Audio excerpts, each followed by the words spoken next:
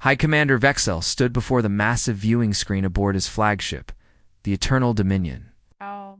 The bridge stretched out like a dark cathedral around him, filled with the soft blue glow of alien technology that had conquered 1,000 worlds. His forearms moved gracefully across the control surfaces, while his large black eyes studied the data streaming across multiple displays.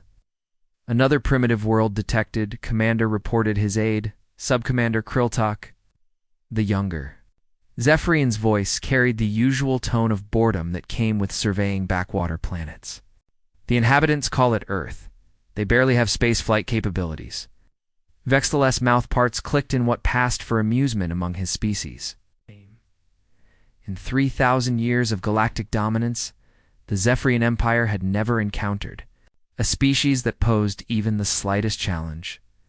Their technology was so advanced that most civilizations surrendered without firing a shot. Those foolish enough to resist were crushed within hours. "Show me the planetary analysis," Vexel commanded, his voice echoing through the bridge's communication system. The main screen shifted to display a blue and green world spinning slowly in space. Data scrolled along the sides of the image, showing atmospheric composition, population estimates, and technological assessments. Vexel's eyes narrowed as he read the information. "Interesting," he muttered. "The planet appears to be what the survey teams call a death world." Kriltok's head tilted in confusion. "Commander, look at these readings," Vexel said, pointing to the environmental data.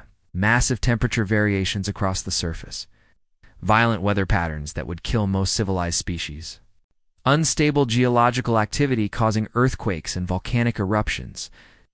The oceans are filled with dangerous predators, and the land masses are covered with hostile wildlife. The bridge crew gathered around their stations, studying the information. With growing amazement, most inhabited worlds in the galaxy were peaceful places with stable climates and docile life forms. The idea of a planet where survival required constant struggle was almost unthinkable to them. "How do the inhabitants survive in such conditions?" asked Science Officer Zelriem, her voice filled with genuine curiosity. "They must be incredibly weak and fragile," Vexel replied confidently. "Any species that evolved on such a harsh world would need to spend all their energy simply staying alive. They could never develop the strength or intelligence to pose a threat to superior beings like ourselves." The commander walked to his command chair, a throne-like structure that rose from the center of the bridge. His empire had been built on the simple principle that harsh environments created weak species, while peaceful worlds like his own homeworld produced strong, intelligent beings capable of ruling the galaxy. "What about their technology?" asked, pulling up additional data screens. "Primitive at best," Vexel answered after reviewing the information. "They have basic nuclear weapons, simple spacecraft that barely leave their atmosphere, and communication systems that use radio waves. Their most advanced computers are less powerful than the devices we use for entertainment."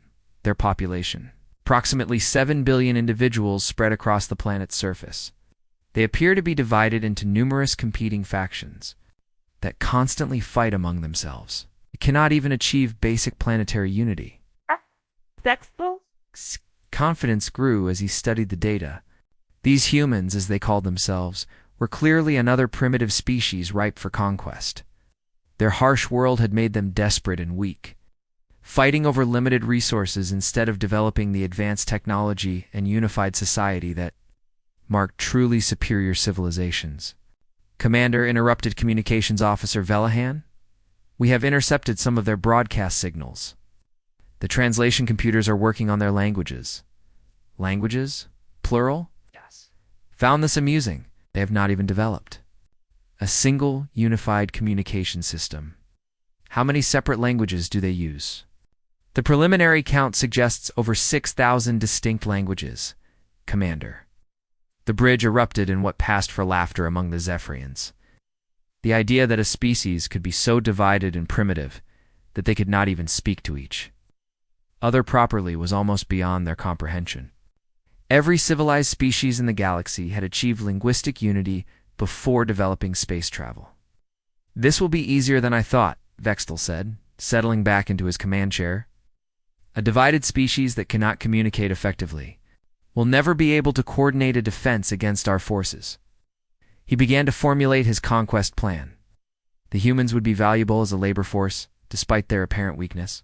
Their harsh world had probably made them somewhat more durable than the typical primitive species, which meant they could perform useful work in dangerous environments that would kill more delicate slaves. Sub-Commander Krilltalk, Vextal called. Out. I am assigning you to lead the conquest of this Earth. Consider it a training exercise for your command abilities. Krilltalk's eyes widened with surprise and pleasure. You honor me with this opportunity. Do not let it go too. Your head, Vexal warned. This is a simple operation against a primitive species. I am giving you 3 light cruisers and a battalion of ground forces. It should be more than sufficient to secure the planet and establish our dominance. What about their nuclear weapons? Krilltalk asked. Irrelevant. Our shields can easily deflect such primitive explosives. Besides, they will not dare to use such weapons against us once they see our superior technology.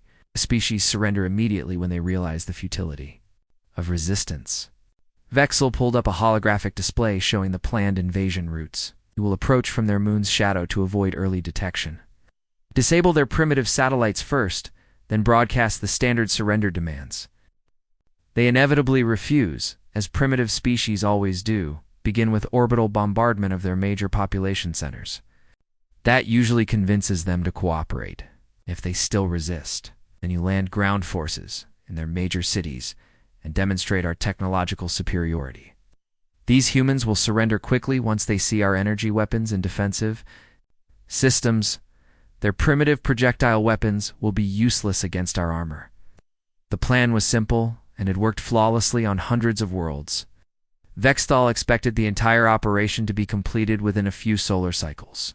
The humans would join the Empire as a subject species, providing labor and resources while their leaders were replaced with Zephrian administrators. When do we begin the operation? Krilltalk asked. Immediately. I want this world secured before the Council of Worlds meets next month. Adding another 7 billion subjects to our empire will strengthen our position in the Galactic government. As the crew began preparing for the invasion, Vextal studied the image of Earth one more time. The blue and green world looked peaceful. Enough from space, but he knew that its harsh surface conditions had created a species of desperate, weak beings who would be grateful for Zephrian rule once they experienced the benefits of advanced civilization. Another easy conquest, he muttered to himself, already thinking about the next primitive world on his survey list. What, High Commander? Vextal did not know was that Earth's harsh conditions had not created weak, desperate beings. Instead, millions of years of constant struggle against dangerous predators, violent weather, and unstable geology had forged something the galaxy had never seen before, a species of adaptable, resilient survivors who viewed conflict not as a last resort, but as a natural part of existence. The Zephrian Empire is about to learn that their 3,000 years of easy conquests had not prepared them for what was coming. Earth's children were ready to show the galaxy what a real death world could produce. Captain Jake Morrison was drinking his morning coffee when every alarm in the North American Defense Command began screaming at once. The hot liquid spilled across his desk as he jumped to his feet, watching dozens of red warning lights flash. Across the main control room? What's happening? He shouted over the noise. Rushing to the nearest control station where Lieutenant Ryan Brooks was frantically typing commands into his computer. Sir, we've got multiple unknown contacts appearing. In orbit, Brooks reported, his voice tight with stress. They just appeared out of nowhere. No radar signature, no heat trail, nothing. They're just there. Morrison grabbed his binoculars and ran to the observation deck. Through the reinforced glass, he could see dark shapes moving across the sky, blotting out sections of stars. The objects were massive, far larger than anything humanity had ever built. Get me General Hayes on the line, Morrison ordered. Wake up Dr. Grant. We're going to need her expertise. Within minutes, the underground command center filled with personnel. General Frank Hayes arrived first, his gray hair still messy from sleep, but his eyes sharp and alert. Dr. Lisa Grant followed close behind, carrying a tablet computer and looking both excited and terrified. How many ships? Hayes asked, studying the radar displays. "We count at least 30 large vessels," Brooks answered. "They're positioned over major cities worldwide. New York, London, Tokyo, Moscow. They're not trying to hide any communication." "Attempts?" Dr. Grant asked, pushing her way to the communications console. "That's the strange part," Brooks said. "They started broadcasting about 10 minutes ago. Listen to this." The speakers crackled to life with an alien voice speaking broken English. "People of Earth, you are now subjects of the Zephrian Empire. Surrender your weapons and leaders. Resistance will result in destruction.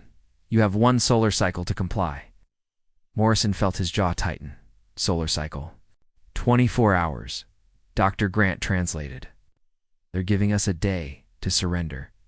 "Like hell they are," Hayes growled. "What's our response capability?"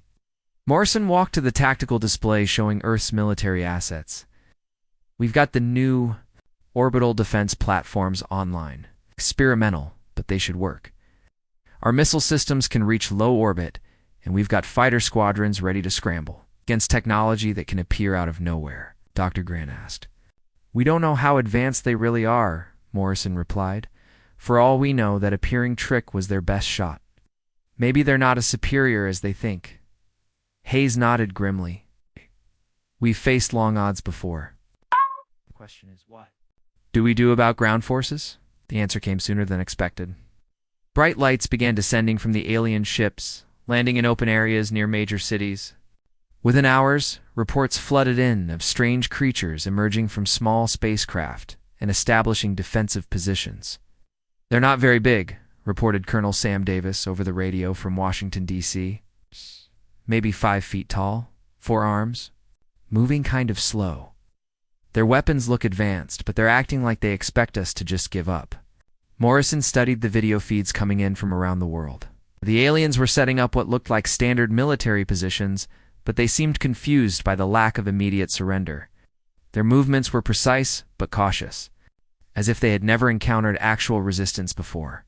"Tony, get over here," Morrison called to their chief engineer, Tony Park, who was examining captured footage of alien technology. "What do you think of their equipment?" Park paused the video and pointed to an alien weapon. "Energy-based, definitely. More advanced than our stuff, but look at this." He switched to a different angle. "See how they're holding it? The way they move? They're not used to combat. These guys act like they've never been in a real fight." Dr. Grant leaned over Park's shoulder. "That makes sense. They've been conquering primitive civilizations for thousands of years. They probably haven't faced serious resistance in generations." "They're about to get a surprise," he said with a grim smile. The first surprise came when the aliens attempted to disable human communication systems. They managed to knock out some satellites, but they had not expected the redundant ground-based networks that humans had built during their Cold War period. Within minutes, military forces worldwide were coordinating their response. The second surprise came when human fighters engaged the alien patrol craft. Pilot Kate Miller led the first squadron into battle over the Atlantic Ocean, expecting to be outmatched by superior technology. Instead, she found that the alien pilots were skilled but predictable, flying in perfect formations that made them easy targets for human tactics. "They fight like they're on parade," Miller reported over the radio, as her squadron destroyed 3 alien craft. No improvisation, no creativity. They stick to their plan even when it's not working. Morrison felt a surge of hope. "All units, this is command. The enemy appears to be following rigid tactical doctrines. Use unconventional approaches. Guerrilla tactics, surprise attacks, anything they won't expect." The third surprise came when human ground forces engaged the alien landing parties. Colonel Davis led a mixed force of Marines and Army Rangers against an alien position near the Pentagon. The aliens had superior weapons and armor, but they were completely unprepared for human military tactics.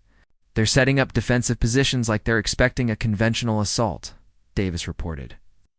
"But when we hit them from multiple directions at once, they don't know how to respond.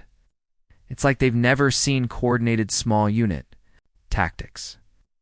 Maria Santos, working with Park in the engineering division, managed to recover pieces of alien technology from the first battles. Within hours, she had begun reverse engineering their energy weapons and communication systems. "This is incredible," she told Morrison over a secure line. Their technology is advanced, but it's not magic.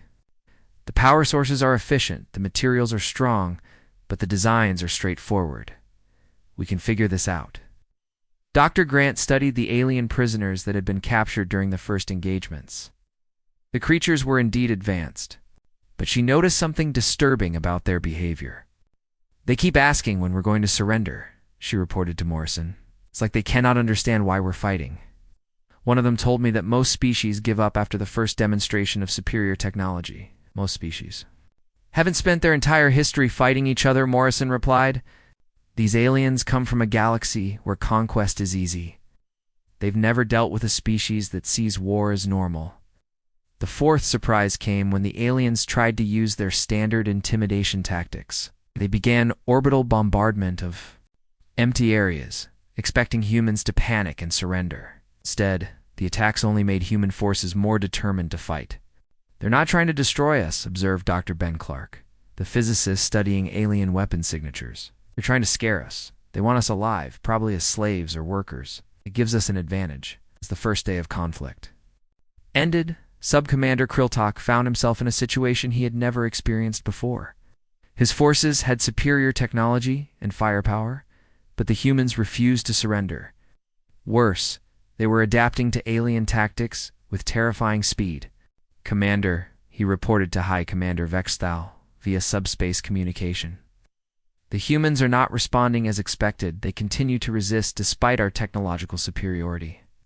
Increase the pressure, Vexthal ordered. They will break, eventually. All primitive species do.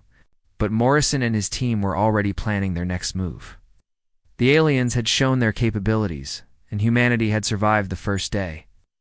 Now it was time for Earth's children to show what they had learned from millions of years of surviving. On a death world.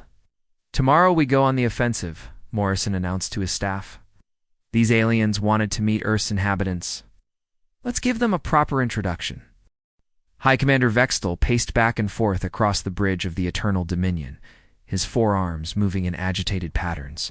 The holographic display showed his forces' positions around Earth, but the tactical situation was nothing like what he had expected. Explain to me again how we lost 3 landing craft, he demanded, his voice carrying the sharp edge of anger that his crew had learned to fear. Sub-Commander Kriltok stood at attention, his body language showing clear distress. The humans attacked during a storm, Commander. Our sensors could not track them properly in the electrical interference. They used primitive explosive devices attached to our landing craft. Primitive explosives should not be able to penetrate our shields, Vexthal snapped. They did not attack the shields directly, Kriltok explained. They somehow knew to target the shield generators themselves. The explosives were placed precisely on the power coupling systems. Vexthal stopped pacing. How could they know about our shield generators? We believe they are studying our technology, Commander. The humans have been recovering wreckage from every battle. Their engineers appear to be learning from our equipment. Science Officer Zhao Rim stepped forward nervously. Commander, we have intercepted human communications. They are sharing technical information across their entire planet in real time. When one group learns something about our technology, all human forces know about it within hours. Impossible, Vexthal said flatly. Primitive species do not have such advanced communication networks. Sir, the humans built extensive communication systems during their global conflicts. They have backup networks that we did not detect in our initial survey. Vexthal turned to study the tactical display again. His forces held orbital superiority, but the ground campaign was becoming increasingly difficult. The humans were not fighting like any species he had encountered before. On Earth's surface, Colonel Sam Davis crouched behind the ruins of a building in downtown Chicago. His Marines had been fighting the alien ground forces for 3 days, and he was beginning to understand his enemy's weaknesses. They're too predictable, he spoke into his radio to Captain Morrison. Every time we hit them, they respond the same way. Set up a perimeter, call for air support, wait for reinforcements. They never adapt. Morrison's voice crackled back over the radio. What about their weapons? Superior firepower, but they're not creative with it. They use their energy weapons like we would use rifles, aim and shoot. They never use suppressing. Fire. Never try to flush us out with indirect attacks. It's like they learned warfare from a textbook. Davis watched as an alien patrol moved down the street below.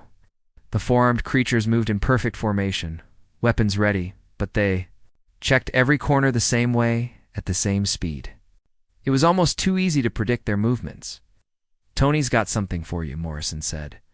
"Check your equipment drop." Davis moved to where a human supply drone had landed. Inside the container, he found what looked like a standard rifle. But with alien components attached, we reverse-engineered their energy cells. Tony Park's voice came through the radio. "Jury-rigged them to work with our weapons. You should have about triple the normal firepower now." Davis smiled grimly. Human engineers were taking alien technology and improving it in ways the original designers had never imagined.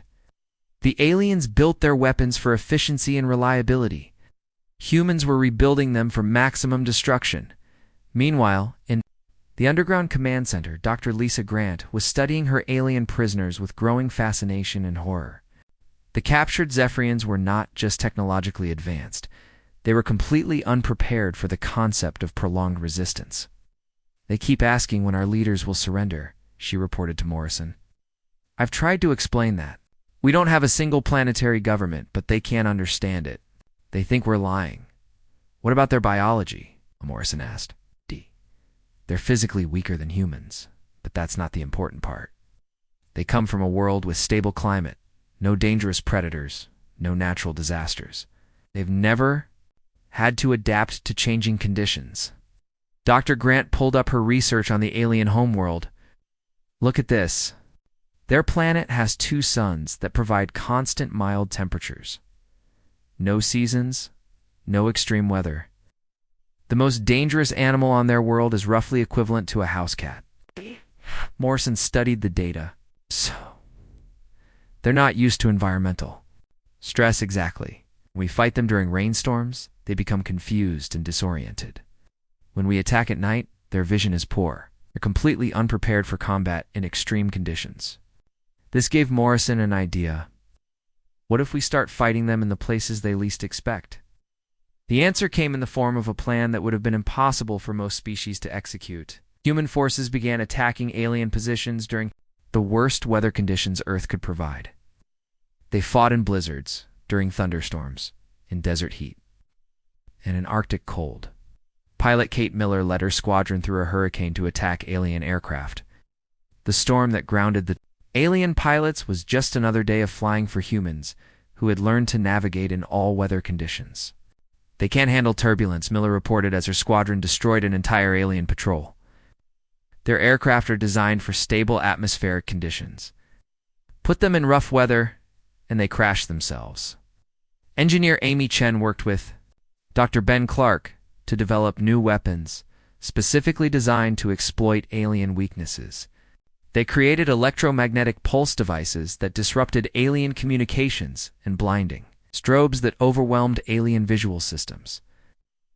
"Their technology is incredibly advanced," Chen reported, "but it's built for their environment. They never considered having to fight in conditions like Earth's." The real breakthrough came when human forces began fighting in urban environments. The aliens were trained for open battlefield tactics, but humans had spent centuries learning to fight in cities, tunnels, and confined spaces. Colonel Davis led a team through the subway tunnels beneath New York City, emerging behind alien lines, to capture an entire command post.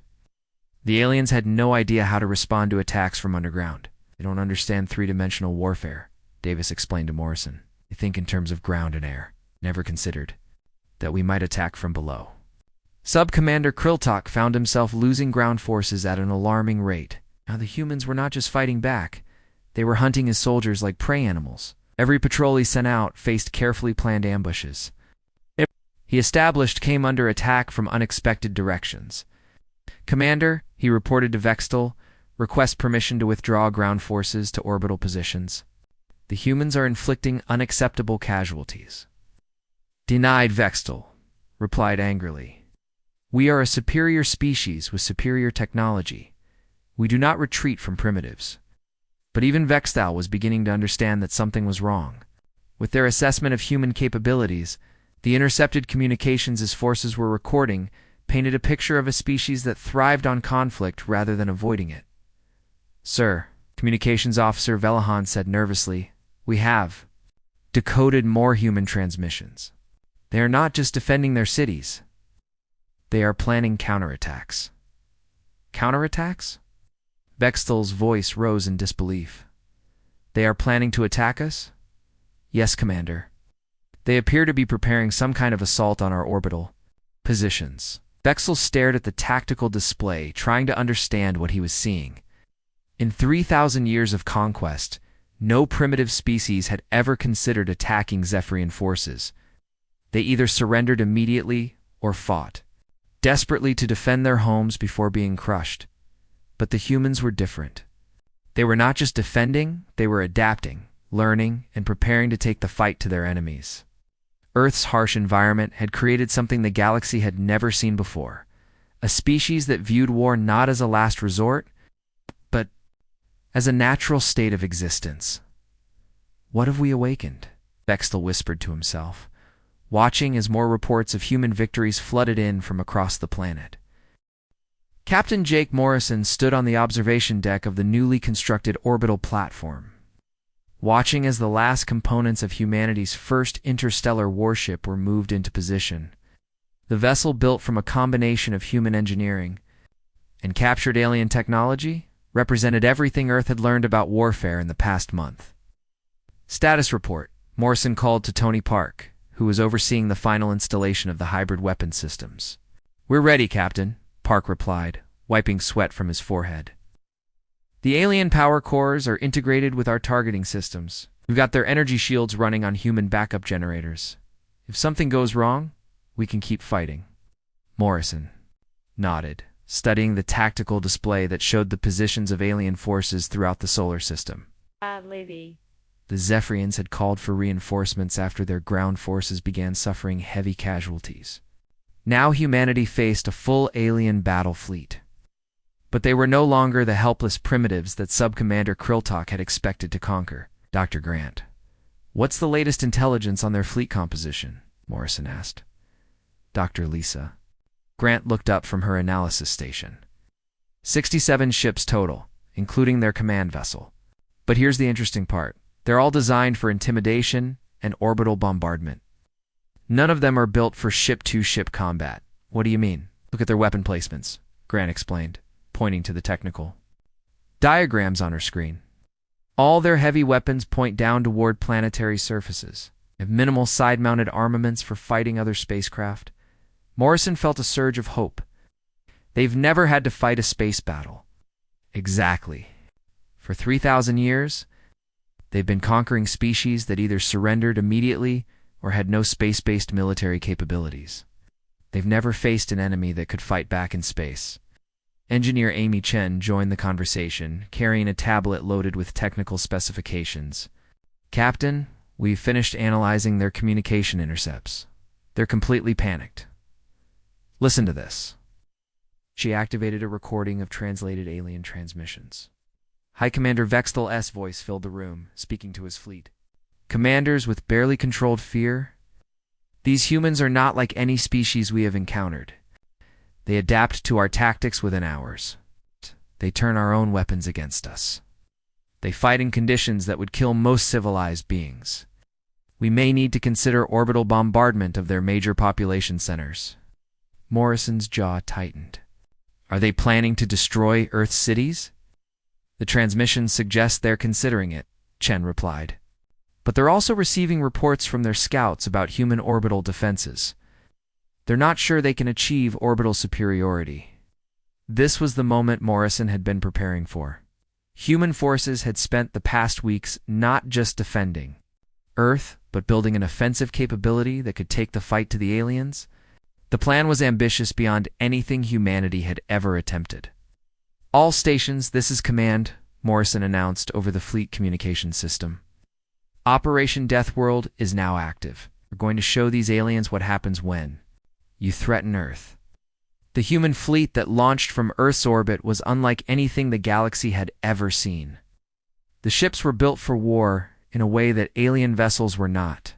Every human spacecraft bristled with weapons designed to destroy other ships, not just intimidate ground targets. Colonel Sam Davis, now commanding the ground-based support operations, watched the launch from the command center. "Good hunting, Captain," he said over the radio. "We'll keep the home fires burning." As the human fleet approached the alien formation, Lieutenant Ryan Brooks monitored enemy communications from his position aboard the flagship. The alien chatter was increasingly frantic as they realized that the humans were not just defending their planet, they were attacking. "Sir, the aliens are trying to coordinate their response," Brooks reported, "but they're having trouble with command and control. They keep asking their commanders what to do when the enemy attacks first." Morrison smiled grimly. "They're not used to being on the defensive." Pilot Kate Miller led the first wave of human fighters into combat. Her squadron had been modified with alien technology, but they retained the aggressive tactics that had made human pilots successful in atmospheric combat. "Remember," Miller called to her pilots, "these guys fly like they're in a parade. Hit them fast, hit them hard, and don't give them time to think." The first engagement went exactly as Morrison had hoped.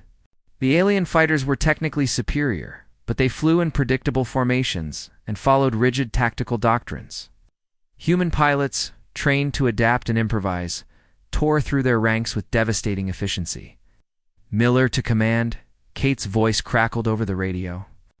"Enemy fighters are breaking off. They're not used to aggressive tactics. When we charge straight at them, they scatter." But the real shock came when the human capital ships engaged the alien fleet. Paul King, the weapons engineer who had designed the hybrid combat systems, watched from the tactical control center as his creations went to work. "Target their command ship," Morrison ordered. "Hit them where it hurts most." The alien flagship Eternal Dominion had been designed to inspire fear in primitive species. Its massive hull and imposing weapons arrays had convinced countless civilizations to surrender without a fight, but it had never been designed to fight an enemy that shot back. Human weapons, enhanced with alien technology, but guided by human tactical doctrine, found weaknesses in the alien ship's design that its builders had never considered. The Zephrians had built their vessels for show and intimidation. Humans had built theirs to kill. "Direct hit on their command bridge," reported Alex Turner from the sensor station. "We're having trouble maintaining formation." "Hi, Commander." Vexel found himself in a situation that violated everything he knew about warfare. His technologically superior fleet was being outfought by primitives who should have been cowering in surrender. "How are they doing this?" he demanded of his tactical officer. "Our ships are more advanced, our weapons more powerful." "Commander," the officer replied nervously, "their tactics are completely unpredictable. They attack from multiple angles. Simultaneously, they target our critical systems instead of trying to destroy our ships outright. They fight like they are trying to disable us rather than simply defeat us." "What does that mean?" "I believe they intend to capture our vessels, Commander." The thought was so alien to Vexel that he could barely process it. In 3,000 years of conquest, no species had ever tried to capture Zephrian ships. The very idea was unthinkable. But that was exactly what the humans were doing. Dr. Ben McClark had analyzed the alien fleet composition and realized that intact alien vessels would be invaluable for understanding their technology, instead of destroying the enemy ships. Human forces were systematically disabling them. "Target their engines and weapon systems," Morrison ordered. "We're going to need those ships." Engineer Maria Santos monitored the boarding operations from her position on the command ship. Human Marines, equipped with captured alien weapons and protected by hybrid armor systems, were fighting their way through alien vessels with ruthless efficiency. "The aliens have no experience with boarding actions," she reported. "They don't know how to repel invaders. Their ship designs don't include internal defensive positions." Nina Ross, working with the intelligence analysis team, was studying the alien prisoners being taken during the boarding actions. "Captain, you need to hear this. The aliens are completely demoralized. They keep saying that humans are impossible predators who violate every rule of civilized warfare." "What do they mean by that?" Morrison asked. "They think we're savages because we fight to win instead of fighting to intimidate." They cannot understand a species that views war as a tool for achieving objectives rather than just demonstrating superiority. As the battle progressed, it became clear that the human fleet was not just winning, it was dominating. Despite their technological advantages, were being outfought by a species that had spent millions of years learning to survive in the harshest conditions imaginable. "Sir," Brooks called from the communication station, "we're receiving surrender offers from multiple alien vessels. They want to negotiate." Morrison looked at the tactical display, which showed more than half the alien fleet either disabled or destroyed. The mighty Zephrian Empire, which had dominated the galaxy for 3 millennia, was being humbled by a species they had dismissed as primitive. "Open a channel to their command ship," Morrison ordered. "It's time to discuss terms." Admiral Jake Morrison walked through the corridors of the captured Zephrian flagship, now renamed Earth's Resolve. The alien ship had been modified with human technology and served as the headquarters for humanity's new interstellar fleet. 6 months had passed since the defeat of the Zephorian invasion force, and the galaxy was still trying to understand what had happened. Admiral called Dr. Lisa Grant from her research station. "We're receiving another communication from the Galactic Council. They want to schedule formal first contact protocols." Morrison paused to read the message on Grant's screen. Since news of the Zephrian defeat had spread across the galaxy, dozens of alien civilizations had been trying to contact Earth. Most wanted to establish trade relations. Some wanted to form military alliances. A few wanted to surrender preemptively. "Our status with the prisoner exchanges?" Morrison asked. "High Commander Vextel and his remaining crew will be released next week," Grant replied. "In exchange, we're getting full access to Zephrian star charts and technical databases." Morrison nodded. The decision to treat alien prisoners humanely had been controversial among some Earth leaders, but it had proven to be strategically brilliant. Word had spread throughout the galaxy that humans, despite their fearsome combat abilities, followed codes of conduct that protected non-combatants and prisoners. Interrupted Communications Officer Ryan Brooks, "We have an incoming message from the Altarian Republic. They're requesting military assistance against Zephrian colonial forces in their sector." "Another one." Morrison sighed. "How many requests is that this month?" 47 different species have asked for help," Brooks replied. "Apparently, the Zephrian Empire is collapsing. Colonial governors are declaring independence, subject species are rebelling, and nobody knows who's in charge anymore." Morrison walked to the bridge's main viewing screen, which showed the construction of humanity's new orbital shipyards. Human engineers working alongside alien specialists who had volunteered their services were building vessels that combined the best of multiple technologies. Engineer Amy Chen approached with her latest progress report. "Admiral, the new ship. Designs are ready for testing. We've integrated Zephrian power systems with Altarian defensive shields and our own weapons technology." "How do they compare to standard galactic military vessels?" Morrison asked. "There's no comparison," Chen replied with a grin. "Most galactic species build ships for intimidation or patrol duties. We're building them for war. These new vessels could probably take on entire fleets from most civilizations." This was the reality that was reshaping galactic politics. Humanity had not just defeated the Zephrian Empire. They had demonstrated military capabilities that exceeded anything the galaxy had seen before. Species that had spent millennia living in peaceful stability were suddenly confronted with the existence of beings who had evolved for constant conflict. "Dr. Ben?" Clark joined the conversation, carrying a tablet loaded with analysis data. "Admiral, we finished studying the galactic military survey that the Altarians provided. The results are remarkable." "In what way?" "Most galactic civilizations have military forces designed for police work and ceremonial functions. The strongest military in the galaxy before us was the Zephrian Empire, and we saw how that turned out. The average galactic species has never fought a real war." Morrison absorbed this information. Earth's children had grown up on a world where survival required constant adaptation and conflict. They had spent their entire history fighting each other, their environment, and any challenge that arose. To them, war was just another problem to be solved with creativity and determination. What about their technology? Morrison asked. Advanced in some areas, primitive in others, Clark replied. They have better energy sources and faster than light travel. But their weapons and defensive systems are designed for show rather than effectiveness. They've never needed to build anything that could actually fight. Diplomat Rachel Stone arrived on the bridge carrying the latest reports from Earth's diplomatic missions. As humanity's first interstellar ambassador, she had been working to establish Earth's position in galactic society. Admiral, the Galactic Council has officially recognized Earth as a sovereign world, Stone announced. We've been invited to send representatives to the next assembly meeting. What's the general attitude toward us? Morrison asked. Mixed, Stone replied honestly.